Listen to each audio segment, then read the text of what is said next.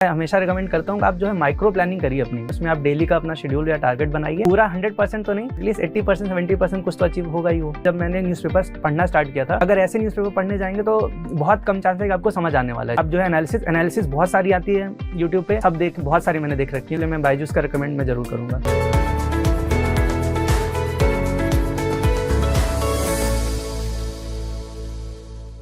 Hello everyone, welcome to Byju's exam prep. मैं दिव्यांशु आप सभी का बायजूस एग्जाम प्रेप में बहुत बहुत स्वागत करता हूं। साथियों, स्पॉटलाइट पर हम अपने यूपीपीएससी के जो सिलेक्टेड कैंडिडेट्स हैं उनकी सक्सेस जर्नी के बारे में आपको यहां पर बताते हैं और उनकी सक्सेस जर्नी आप सबके सामने रखने की कोशिश करते हैं। आज इसी सफलता को साझा किया है अंकुर यादव ने, जिन्होंने डीएसओ यानी कि डिस्ट्रिक्ट सप्लाई ऑफिसर की पोस्ट हासिल की और रैंक 6 हासिल कर दोस्तों एक नया मुकाम हासिल किया है। तो आज के इस स्पॉटलाइट पर अंकुर यादव की सक्सेस जर्नी के बारे में, उनकी यात्रा कैसी रही तैयारी को लेकर, उसके बारे में हम जानने की कोशिश करेंगे और मैं उम्मीद करूंगा आप बहुत ध्यानपूर्वक उनकी इस सक्सेस जर्नी को समझने की कोशिश करेंगे। हेलो अंकुर। हेलो सर, कैसे हैं आप? ठीक है सर, बढ़िया। कैसा लग रहा है आपको एज एन डीएसओ? आप बने हैं, रैंक 6 आपने हासिल करी है, तो कैसा अंदर से फील हो रहा है आपको? सर काफी अच्छा लग रहा है, ओवरवेलमिंग है थोड़ा, ठीक है, मतलब अच्छा लग रहा है काफी। अगर मैं आपकी फैमिली बैकग्राउंड की बात करूं और आपके एजुकेशनल बैकग्राउंड की, तो आपकी कहां से आते हैं आप, आपके एजुकेशनल बैकग्राउंड क्या है, उसके बारे में हमारे व्यूअर्स को बताइए। सर मैं प्रयागराज डिस्ट्रिक्ट से बिलोंग करता हूं और मेरी स्टार्टिंग की जो एजुकेशन थी वो मैं क्योंकि गांव में रहा हूं, फिर वहां से शिफ्ट हुआ तो फिर हम इलाहाबाद सिटी में आए थे। फिर वहां से मैंने अपनी 10th तक की पढ़ाई वहां से की है। फिर उसके बाद मैंने अपना ग्रेजुएशन IIT रुड़की से किया हुआ है। फिर उसके बाद मैं इसकी तैयारी में लग गया था। ओके, तो क्या वो मोटिवेशनल फैक्टर आपके अंदर आया कि जब आपको लगा कि मुझे सिविल सर्विस की तैयारी करनी चाहिए? सर सिविल सर्विसेज को लेकर इंक्लिनेशन मेरा बहुत टाइम से था, काफ़ी पहले से था। घर में भी ऐसा ही थोड़ा, पिताजी ने भी और माताजी ने भी मेरा ऐसा ही माहौल दिया मुझे। फिर बाद में जब मैं कॉलेज गया तो कॉलेज में भी मैं जिन चीज़ों को, जैसे मैंने एक नेशनल सोशल NSS करके होता है हमारे यहाँ, उसको मैंने ज्वाइन किया। फिर उसके बाद उसमें भी मैंने काम किए, मैंने बच्चों को काफ़ी पढ़ाया वहाँ पे। तो मेरा एक मतलब नेचुरल एक इंक्लिनेशन हो गया इस तरफ। फिर मैंने सोच लिया कि मुझे यही करना है और मैं पूरी तरीके से लग गया तैयारी में। तो ये आपका कौन सा अटेम्प्ट रहा 2022 वाला? सर ये मेरा सेकंड अटेम्प्ट था PCS का मेरा। ओके, अगर मैं आपसे बात करूं आपकी तैयारी को लेकर, तो प्री और मेंस की तैयारी क्या आपने एक साथ करी या फिर आपने प्री और मेंस की तैयारी को अलग अलग किया? क्योंकि कई बच्चों को इस चीज का डाउट होता है कि हम प्री की तैयारी पहले करें या मेंस की करें, या प्री पहले निपटाएं फिर मेंस को फिर हम करेंगे, फिर हम इंटरव्यू की देंगे। तो आपकी कैसी अप्रोच रही? इंटीग्रेटेड अप्रोच के साथ आपने पढ़ाई करी या अलग अलग करके आपने पढ़ाई करी? सर जनरली इसमें अप्रोच तो इंटीग्रेटेड ही होती है, ऐसे अलग अलग साइलोज में तो कुछ नहीं होता। आप इवन जब पढ़ रहे होते हैं स्टार्टिंग में तो आपको उसी समय देखना होता है कि क्या चीज़ें प्री की हैं, क्या मेंस की हैं। और इसका सबसे बड़ा बेनिफिट आपको तब मिलता है ना जब आप एग्जैक्ट एग्जाम के पहले, आप जो है 1 हफ्ते या फिर 2 हफ्ते पहले होता है, क्योंकि तब आपको एग्जैक्ट पता होता है कि क्या प्री का है क्या मेंस का है। तो आप वहाँ पे चीज़ों को स्किप करते हैं और जो आपके एग्जाम के लिए ज़रूरी नहीं है। तो अगर हम बात करें आपकी तैयारी की, प्री की तैयारी किस तरीके से आपने अप्रोच करी, दोनों की तैयारी को किस तरीके से साथ लेकर गए एक साथ आप अपनी तैयारी? अगर मैं सिर्फ PCS की बात करूं UPPSC की, तो इसका प्रीलिम्स जो है वो काफ़ी मतलब डाइसी है, बहुत ट्रिकी भी है। इसलिए क्योंकि जितना ज़्यादा ये फैक्चुअल नेचर का है और प्लस हाईली कॉम्पिटिटिव है, इसमें कट ऑफ भी बहुत हाई जाती है। तो इस एग्ज़ाम में मैंने एक ये नोटिस किया कि मैं जो चीज़ें पढ़ रहा हूँ, जो भी जनरली चीज़ें आप किसी भी सब्जेक्ट में पढ़ते हैं, उसके अलावा आप एक बार थोड़ा सा PYQ देखिए और वहाँ पे आपको ये समझ आएगा कि कुछ चीज़ें वो बहुत ज़्यादा फैक्चुअल जाते हैं। जैसे आप ज्योग्राफी पढ़ रहे हैं तो आप ऐसे ज्योग्राफी पढ़ लेंगे तो आपको हार्डली आप वहाँ पे 10-15 सवाल सही कर पाएंगे, जबकि एक्चुअली में प्रीलिम्स में 26 से 27 क्वेश्चन आते हैं। तो उसके लिए आप जैसे मान लीजिए कुछ भी चीज़ चैप्टर्स पढ़ रहे हैं, आपको बहुत प्रिसाइज होना पड़ेगा कि कितने फैक्ट्स पूछे जा रहे हैं। तो ये दोनों का एक बैलेंस बहुत जरूरी है, PCS के प्रीलिम्स के लिए बहुत ज़्यादा जरूरी है। ओके, अगर हम आपकी मेंस की बात करते हैं, मेंस की तैयारी को लेकर और या प्री की तैयारी को लेकर, जब आपने कंबाइंड रूप में तैयारी करी है तो कौन सी बुक लिस्ट आपने फॉलो करी? बेसिकली कौन कौन सी बुक्स आप फॉलो किया करते थे सो दैट एक तैयारी कॉम्प्रिहेंसिव मैनर में आपको देखने को मिले? सर अगर मैं मतलब बुक लिस्ट की बात करूं तो ज़्यादातर अपनी जो स्टैंडर्ड बुक्स जो सब में कही जाती हैं, जैसे कि अगर आप पॉलिटी में देखेंगे तो अपनी लक्ष्मीकांत हो जाएगी, मॉडर्न वगैरह के लिए स्पेक्ट्रम हो जाएगी, या NCERTs हो गई हिस्ट्री के लिए। तो ये सारी बुक लिस्ट मतलब जो जनरल रिकमेंडेड बुक्स होती है मैंने वही सेम की है। वैसे मैंने एक ये भी चीज़ सीखा है कि जो चीज़ आपको ज़्यादातर लोग रिकमेंड करते हैं आप उसको फॉलो कर लें, क्योंकि मैक्सिमम लोग फॉलो करते हैं और उससे अगर चीज़ें आ गई तो वो ऐसे क्वेश्चंस होते हैं जो डिसाइडिंग होते हैं, क्योंकि आपने कोई ऐसे क्वेश्चन को सॉल्व किया जो कि बहुत अजीब था, जो किसी ने नहीं किया, तो उसका वैसे भी वो डिसाइडिंग नहीं होने वाला है। तो बेटर ये है कि जो सब लोग करते हैं आप वो तो करिए ही करिए, उसके आगे कुछ देखना तो देखिए, पहले आप सब वो करिए जो कहा जाती है सारी चीजें। अगर हम बात करें आपके आंसर राइटिंग प्रोस्पेक्ट की, तो क्या आंसर राइटिंग आपने किस तरीके से करी? और मैं यहाँ पर एक और क्वेश्चन ऐड करना चाहूंगा कि नोट्स मेकिंग जो आप बच्चे करते हैं वो कितना हेल्प करता है आपके आंसर राइटिंग में, जब आप मेंस की आंसर राइटिंग कर रहे होते हैं तो? सर आपने बहुत अच्छा सवाल पूछा ये नोट्स मेकिंग का खास करके, क्योंकि मैं एक बार क्लैरिफाई करना चाहूँ, बहुत लोग को ये लगता है कि नोट मेकिंग आप छोड़ सकते हैं और ऐसे ही आप चीजें बना सकते हैं, जबकि ऐसा बिल्कुल है नहीं। आप इस प्रिपरेशन में सिविल सर्विसेज की खास करके आपको नोट मेकिंग पे बहुत ध्यान देना चाहिए। आपको जो भी चीजें पढ़ रहे हैं आप उसके नोट मेकिंग करिए, क्योंकि ये आपको अभी नहीं रियलाइज होगा, जब आप इवन मान लीजिए प्रीलिम्स भी निकाल लिए पर आप मेंस जब देने जाएंगे तब आपको रियलाइज होता है नोट मेकिंग का इंपॉर्टेंस क्या है। क्योंकि जब आप आंसर लिख रहे होते हैं तो आप तुरंत अपने दिमाग में रिकॉल करते हैं, और अगर आपने नोट बनाए होंगे ना तो आपको उसी फॉर्मेट में आपके नोट से याद आती हैं चीजें, तो वहां पे बहुत ज्यादा जरूरी हो जाता है, क्योंकि आपको 20 सवाल लिखने से 3 घंटे के अंदर इतना एक्टिव रिकॉल आपका बहुत अच्छा होना चाहिए, और वो नोट मेकिंग से बहुत बढ़िया होता है। और आपकी क्या स्ट्रेटजी रही आंसर राइटिंग को लेकर? सर मैंने क्योंकि जैसे ही मेरा प्रीलिम्स निकला उसके बाद ही मैंने जस्ट आंसर राइटिंग, क्योंकि बहुत पहले मैंने थोड़े थोड़े तो कर रखी थी, पर जो प्रॉपर फुल फ्लेज टेस्ट वाली आंसर राइटिंग मैंने प्री के बाद की थी। जैसे उस समय मैंने जाता था टेस्ट सीरीज, मैंने हार्डली एक टेस्ट लिखे थे सारे जीएस के लिए 1 2 3 4 के लिए, उसके बाद मेरा ऐसा हो गया था। आंसर राइटिंग की स्पेशल कोई अप्रोच तो सबसे बड़ा मुझे लगता है आपको टॉपर कॉपीज उठाइए और उनको एक बार देखिए, वहीं से आपको सीखने को मिलेगा। ओके, तो आंसर राइटिंग में कोई 3 बातें जिसका हमें बहुत खासा ख्याल रखना बहुत जरूरी है, आपके अकॉर्डिंग क्या हो सकती हैं वो? सबसे पहले एक तो मैं ये कहूँगा कि जैसे अगर आप न्यूज़पेपर अभी पढ़ते हैं तो मेक श्योर करिए कि उसी समय आप अपनी एक फैक्ट बुक रखा करिए, उसी समय फैक्ट बुक मेंटेन करिए, क्योंकि बहुत लोगों को मैंने देखा है एकदम एंड में आएंगे 5-6 दिन में सारे फैक्ट्स याद कर लेते हैं, पर आप फैक्ट्स याद करके कुछ नहीं होगा जब तक आप उसको अप्लाई ना कर पाए। तो एक फैक्ट बुक बनाइए, पहली चीज़। और सेकंड मैं ये कहूँगा कि जब भी आप मतलब आंसर राइटिंग करें बहुत ही प्रिसाइज वर्ड्स का यूज़ करिए, जिसको हम कीवर्ड्स बोल देते हैं। तो आपको कीवर्ड्स बहुत पता होने चाहिए कि जैसे कोई चीज़ बोलनी है आप उसके लिए कीवर्ड्स जानिए। फिर तीसरा ये है कि आपने जो जनरल कभी भी आप लिखते हैं ना तो मेक श्योर करिए कि आप तेज लिखते हैं, क्योंकि आफ्टर ऑल एकदम एंड में चीज़ें बॉइल डाउन इसी पे होंगी कि आपने 20 आंसर लिख पाए या नहीं लिख पाए, तो इसलिए आपकी राइटिंग स्पीड बहुत तेज होनी चाहिए। Very good. अच्छा, अगर मैं आपसे बात करूँ यहाँ पर बैलेंस स्टडी की आपकी, तो एक बैलेंस स्टडी एक एस्पिरेंट की जर्नी में, तैयारी में कितनी हेल्पफुल होती है, इसके बारे में आप थोड़ा हमारे व्यूअर्स को बताएं।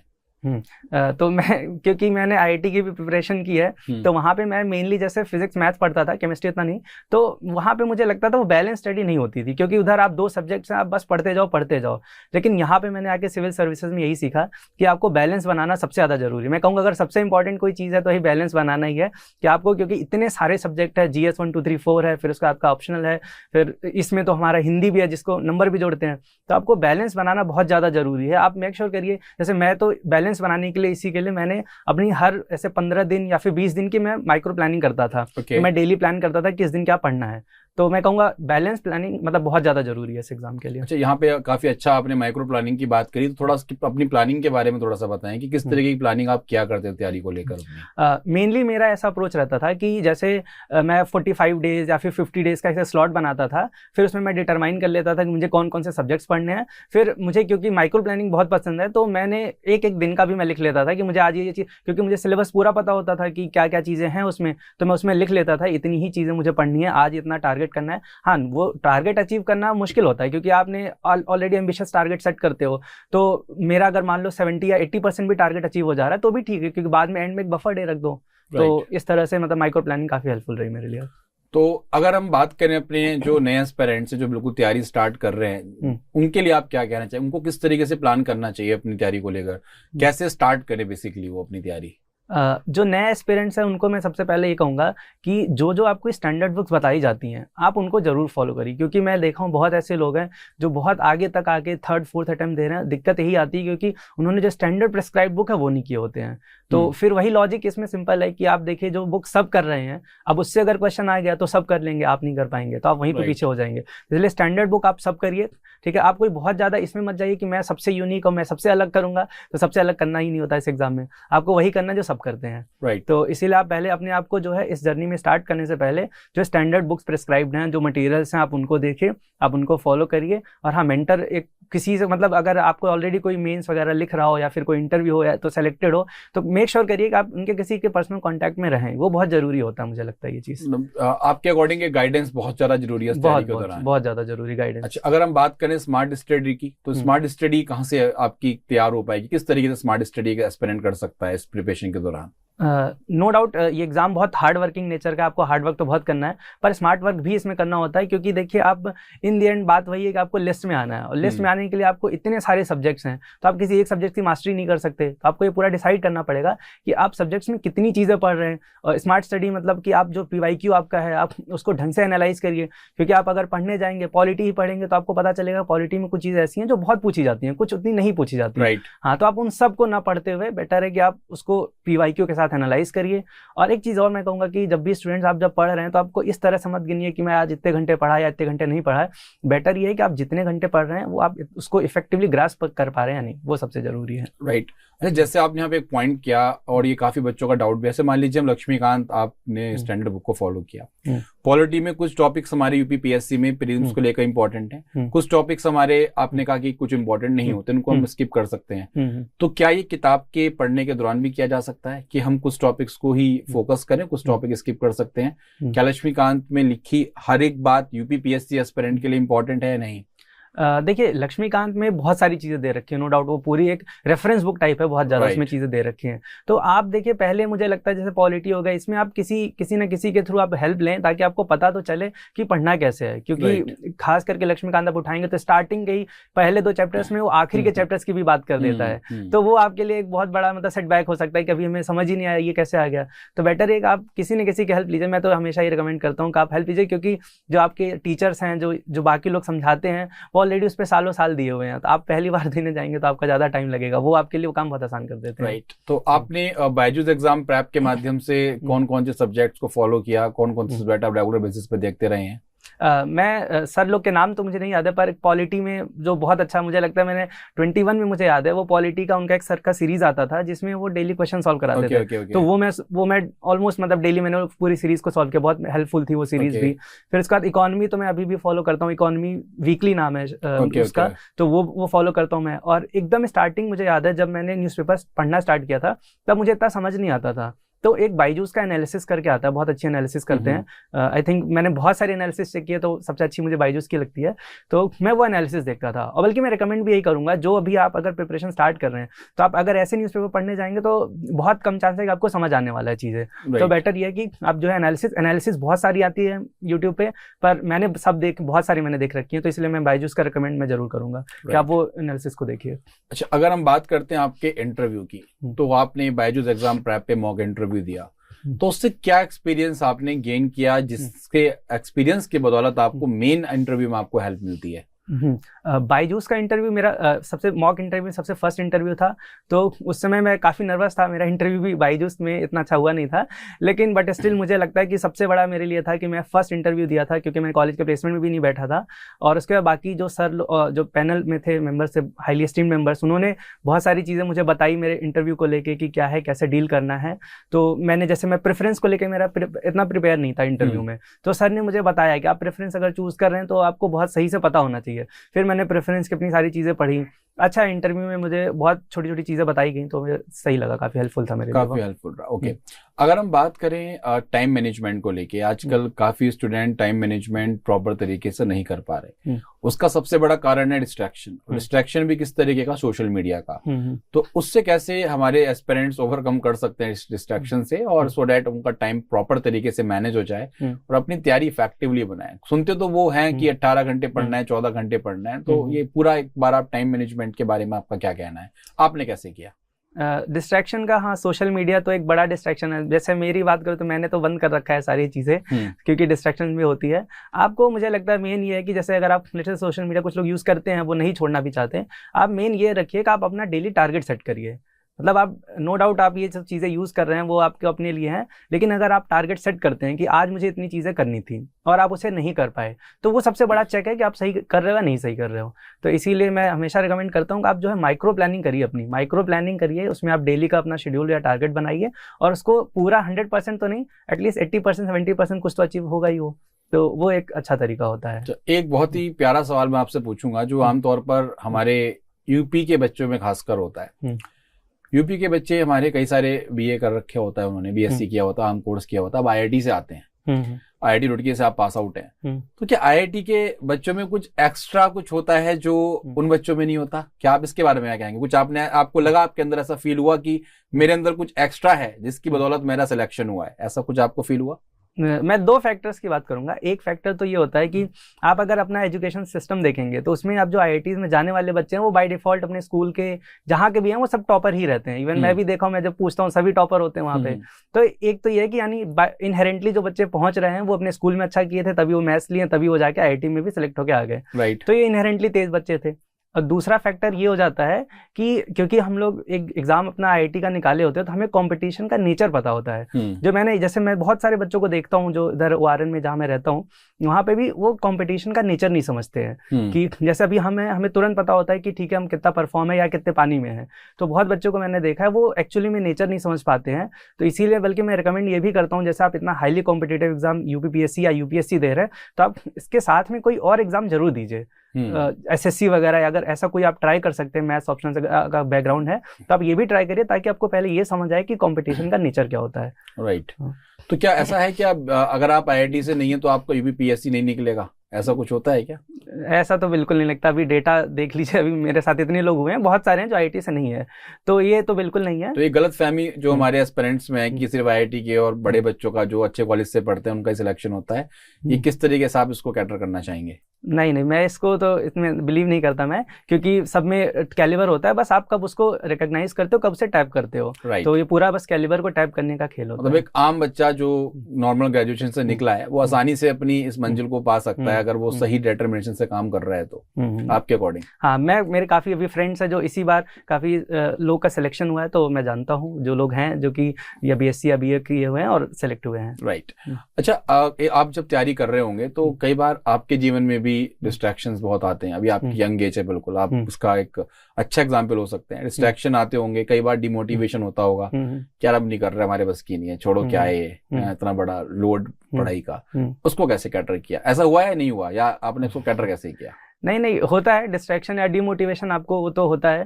जैसे मेरे केस में क्या है कि मैं इवन इधर मैं प्रीफर करता था, मैं काफ़ी इंडियन फिलोसफी वगैरह में पढ़ता हूँ, यूट्यूब पे मैं बहुत सारे ऐसे टीचर, ऐसे सर लोग जो ऐसे मोटिवेट करते हैं, उन लोग को भी मैं फॉलो करता हूँ। एक ये भी है ना कि आप ये प्रिपरेशन कर रहे हैं तो आप इससे थोड़ा अलग कुछ ना कुछ करिए। जैसे मैं वैसे स्केचिंग भी मैं करता हूँ, तो कभी कभी वो भी मैं ड्रॉ भी कर लेता हूँ। तो ये आपको अपनी हॉबी जो है कुछ ना कुछ तो आपको करते रहना चाहिए। अगर आप खेल रहे हैं तो खेलिए, बैडमिंटन जैसे मैं खेलता हूँ वो भी है, तो आप इस तरह से कुछ ना कुछ अपने आप को इंगेज तो रखिए अलग से। तो लगातार पढ़ना एक अच्छा ऑप्शन है, 14 घंटे पढ़ाई करना, 15 घंटे जो बोला जाता है, ये सही ऑप्शन रहेगा स्टूडेंट की तैयारी के दौरान? ये फिजिकली तो पॉसिबल भी नहीं लगता कि 14-15 घंटे कोई पढ़ सकता है। मुझे लगता है कि आप जो है रेगुलर टाइम में अगर आपका एग्जाम नहीं आ रहे हैं तो आपको 6-7 घंटे या 7 या 8 घंटे आप पढ़ते रहिए। बस मेन ये है कि आप कितने वो पोटेंशियल से पढ़ पा रहे हैं, क्योंकि आप इंटेंसिटी तो दिखा दिए एक दिन में कि आपने 14 घंटे पढ़ लिया, पर वो पोटेंशियल वो मेंटेन कर पाना बड़ा मुश्किल हो जाता है फिर। बहुत सही। तो अगर हम एक और बात यहाँ पर करते हैं, आजकल रिसोर्सेज बहुत ज्यादा आ गए हैं मार्केट में, ये पीडीएफ वो पीडीएफ, तो हमारे जो एस्पिरेंट्स हैं उनके लिए आप क्या कहना चाहेंगे? किस तरीके के रिसोर्सेज, लिमिटेड रिसोर्स फॉलो करें, मल्टीपल रिसोर्सेज उनको फॉलो करने अपनी तैयारी के दौरान? देखिए, ये तो खैर सही है कि एकदम पूरा फ्लड आ चुका है अभी रिसोर्सेज का, इतने सारे जगह कंटेंट है। तो मेन मैं ये कहूँगा कि आप जो है बहुत ही स्मार्टली सेलेक्ट करिए, क्योंकि वही मैं एकदम स्टार्टिंग में बोला था कि जो मैक्सिमम लोग जो चीज़ें कर रहे हैं या फिर जो एकदम स्टैंडर्ड प्रिस्क्राइब्ड है, आप पहले उनको करिए और उनको ज़्यादा से ज़्यादा बार रिवाइज करिए। मैंने देखा है लोग पॉलिटी में पता नहीं क्या क्या पढ़ने लग जाते हैं, जबकि आपको वही चीज़ सिर्फ रिवाइज करिए। और बिलीव मी, जैसे रिवीजन का इतना ज़्यादा आपको फायदा होता है कि आप एक एक चीज़ें जब जैसे आप प्रीलिम्स देने वाले हैं जस्ट, तो आपको ऐसे 2 घंटे 3 घंटे से भी ज़्यादा टाइम नहीं लगेगा आपकी पूरी पॉलिटी रिवाइज कर लेने में। तो रिवीजन इज द की, और आप जो इधर उधर इतने ज्यादा जो मटेरियल्स ट्राई करते हैं वो उससे कुछ होगा नहीं। इट मींस कि लिमिटेड रिसोर्स मैक्सिमम रिवीजन का एक कांसेप्ट होना चाहिए। एग्जैक्टली। ओके, तो बहुत अच्छा लग रहा है आपसे बात करके बायजूस एग्जाम प्रेप पर आपकी सफलता यात्रा को जानकर। आप हमारे कुछ जो व्यूअर्स हैं उनके लिए कुछ 2 मोटिवेशनल शब्द क्या कहना चाहेंगे जिसको वो अपनी तैयारी में खासकर उसको लाकर उसको अपने अंदर उसको समावेशित कर सकें, जिससे तैयारी सुनिश्चित कर सकें? वो 2 वर्ड्स आप अपने हमारे स्टूडेंट्स के लिए जरूर कहिएगा। मैं जो अभी स्टूडेंट्स अभी नए आ रहे हैं पढ़ने के लिए, उनको मैं कहूँगा कि एग्ज़ाम जो है देखो क्रैकेबल है, ऐसा नहीं है क्योंकि बहुत ज़्यादा कॉम्पिटिटिव है इसका ये मतलब नहीं कि क्रैक नहीं कर सकते। आप क्रैक कर सकते हैं, थोड़ा सेल्फ कॉन्फिडेंस रखिए और उसके बाद रिवीजन ज़्यादा से ज़्यादा बार करिए। और बाकी एग्ज़ाम जब आप देने जाएँ तो अपने आप को बहुत ही फ्री माइंड से देना है, क्योंकि इन दी एंड डिसाइड वही होगा कि आपने एग्ज़ाम में क्या किया। तो अपने आप को बहुत ही काम और कंपोजिट रखिए और अपनी पर्सनैलिटी पर भी चीज़ें वर्क करिए कि रिफ्लेक्ट हो ये चीज़ें। ठीक है, मैं यही कहना चाहूँगा आपसे।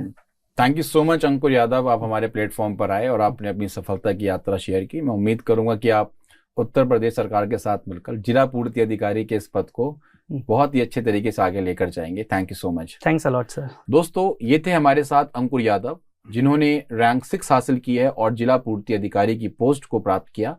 इसी तरीके की सक्सेस जोड़ने के लिए, यूपीपीएससी के अधिकारियों से मिलने के लिए बने रहें बायजूस एग्जाम प्रेप स्पॉटलाइट पर। Thank you.